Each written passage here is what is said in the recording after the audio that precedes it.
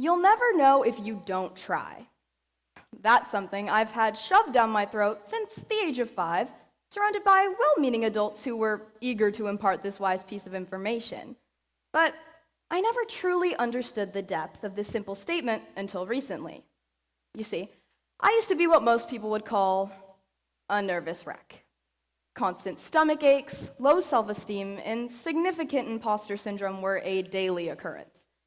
And when I was around 7 years old, I started having these panic attacks in school or during tests, which is not a great place to have them. People didn't realize I might have a problem until then. After years of therapy and lots of journaling, I came to the conclusion that I was so dictated by my fear of failing that I would rather have lived my life wondering what would have happened if I had tried than to have tried and failed. Now, my anxiety might seem surprising to some, given the fact that I'm up here speaking to all of you, which is arguably a majority of people's biggest fear. But I believe this transformation highlights the crucial realization that the very thing that once crippled you can become a large stepping stone to your personal growth and self-discovery. Because the truth is, if you let your fear of failure get in the way of reaching your full potential, haven't you already failed?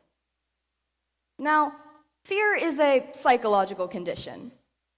But what does that mean?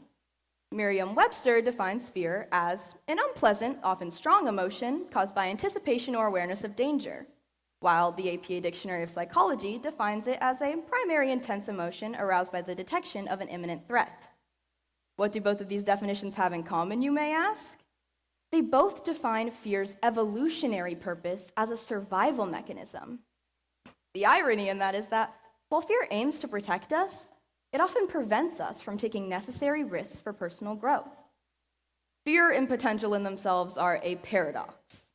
There are two types of fear: rational, which is justifiable and meant to protect us, and irrational, which can make us feel overwhelmed and anxious. The fact of the matter is that everyone is afraid of something. Take me, for example. As someone who has grappled with fear and anxiety my whole life, I know how it can infiltrate every aspect of life, making even the smallest tasks feel insurmountable. And that's not even the tip of the iceberg regarding the adverse effects. Fear causes a chain reaction of physical responses in the body, such as increased heart rate, muscle tension, and heightened alertness. These reactions prepare the body to face or flee a perceived threat. Fear can also drive us to take specific self-harming actions. For example, if you fear failure, you might procrastinate or avoid challenging situations like writing that paper or making that 11:59 deadline. Or when it's 10:30 on a Tuesday night and you're writing a TED Talk you're supposed to give in a week. However, I think that one's just me. Genetics can also play a crucial role in our susceptibility to fear and anxiety. Research has shown that there is a genetic component to anxiety disorders. And the National Center of Biotechnology informs us that if you have a family history of anxiety or mood disorders, you may be genetically predisposed to these conditions. Now, they tell us that the genes and variations in neurotransmitter systems are thought to contribute to regulating fear responses. All in all, fear comes in many shapes and sizes, but it's when we start understanding the causes and effects that we can take the proper steps to overcome it and eventually regain control over our lives. Now, I'm not going to get up here and lie to all of you and say that I never get anxious or nervous when trying new things, because I definitely do. Like last year at freshman orientation, I thought it'd be a great idea to sign up for the speech and debate team to try and ease my way out of my comfort zone, which seemed like a great idea at the time until I actually had to start debating people. So, being the procrastinator I am, I wrote my debate case the night before my first round, which was a struggle. But that next day, I walked out of that practice room feeling accomplished and glad I persevered. Yeah, that feeling lasted for about 30 seconds. That was when my teacher told me I'd have to do the exact same thing the next day, and I could have sworn my heart stopped for a second. So that next day, I anxiously walked into that practice room and saw my opponent, a boy a year older than me, computer in hand. And you know what I did? I ran out of that practice room crying and called my parents. Not one of my proudest moments, I'm aware. I ran down to the nurse's office and tried to convince one of them to pick me up, and of course they didn't.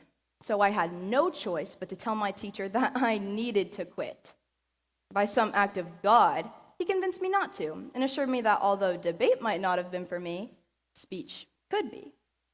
At that moment, I remembered something my parents always told me when I would have these episodes. They'd say that if you were stressed or worried about something and thought that you would never get it, you're on the right track. So he gave me these stapled papers with a bunch of words I had to memorize, and when my first tournament came around, I was feeling, you guessed it, scared.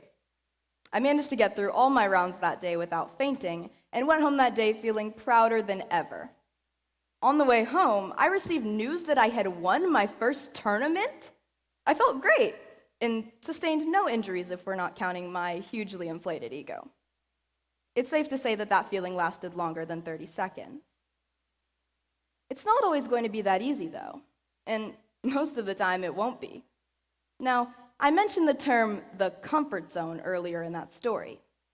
The comfort zone refers to a mental or emotional state in which a person feels in control, stress-free, and at ease. We all have a comfort zone, and it's not the first thing that comes to mind when you think of public speaking. In life, the most dangerous place to be is in your comfort zone. That's because it won't allow you to move or grow, and to put it bluntly, will make your life insignificant. Now, the main question I get when I tell people about my talk is, how do I get out of my comfort zone and get rid of fear? Which is a loaded question, since it's not possible to completely get rid of fear. Nevertheless, when you hear that little voice inside your head telling you what to do and all the possible things that can go wrong, the best advice I can give you would be to listen to it, try and comprehend where it's coming from, and then do the complete opposite. Because that means that the risk you're about to take is worth far less than the reward. And while gradual exposure might work for some, I found from personal experience that if you just count to 3 and do it, you will reap the benefits more often than not. Sometimes, all it takes is a leap into the unknown to discover the boundless possibilities and opportunities that lie beyond the confines of your comfort zone. In essence, fear is a formidable adversary and a potent catalyst in our susceptibility to fear and anxiety. While some may argue that failure is not always a necessary component for personal development, on paper, they're right. But the truth is, failure is inevitable because nobody is perfect. And rather than fearing it, we need to look at it from a different perspective. As we navigate the complexities of life, we must remember that courage is not the absence of fear, but the willingness to confront it. By embracing the wisdom of, you'll never know if you don't try, we can step out of our comfort zones, chase our dreams, and unlock the boundless possibilities that lie beyond what we're afraid of. I encourage you to do the same, and remember that anyone can beat fear. Thank you.